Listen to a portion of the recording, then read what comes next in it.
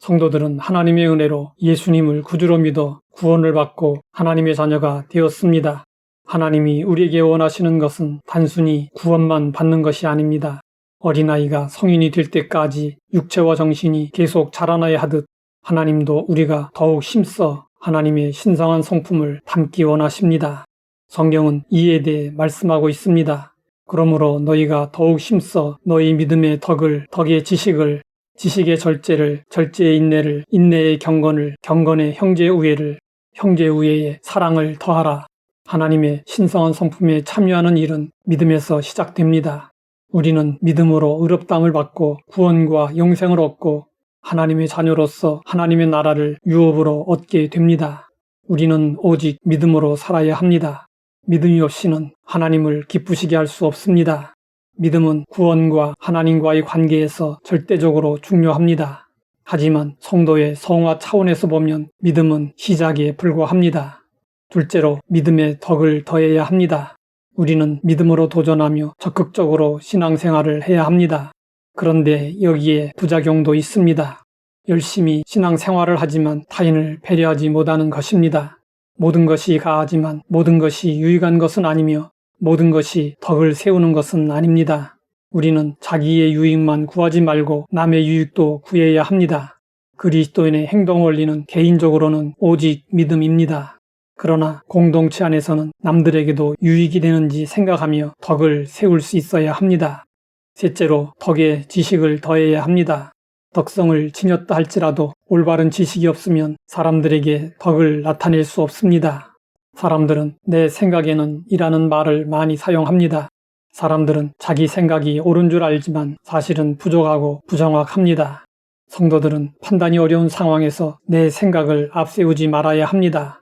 성경이 뭐라고 말씀하시는지 살펴보고 예수님은 그럴 때 어떻게 하셨는지 생각해 보아야 합니다.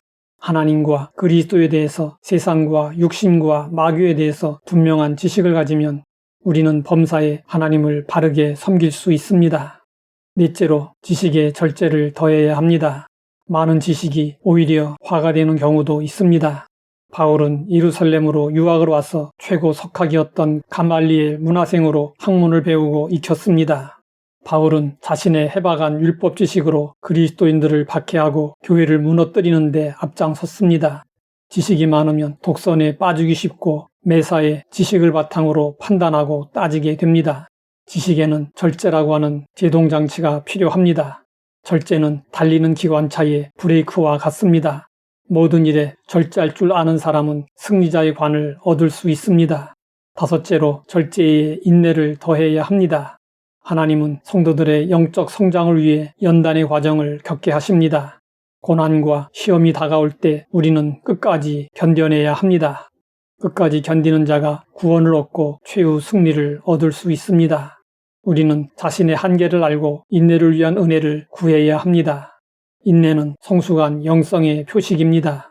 깊은 영성으로 들어가기 위한 필수 과목입니다.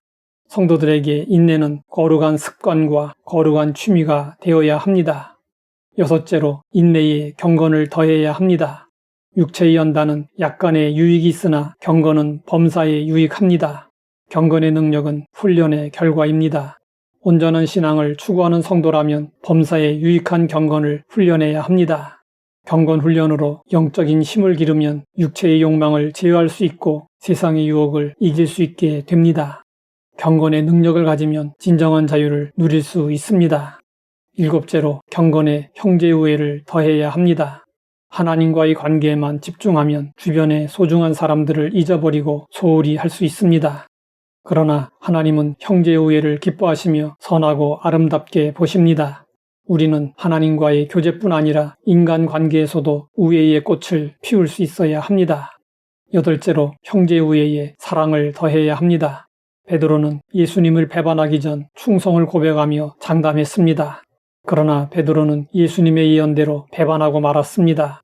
부활하신 예수님은 베드로에게 나타나셔서 물으셨습니다.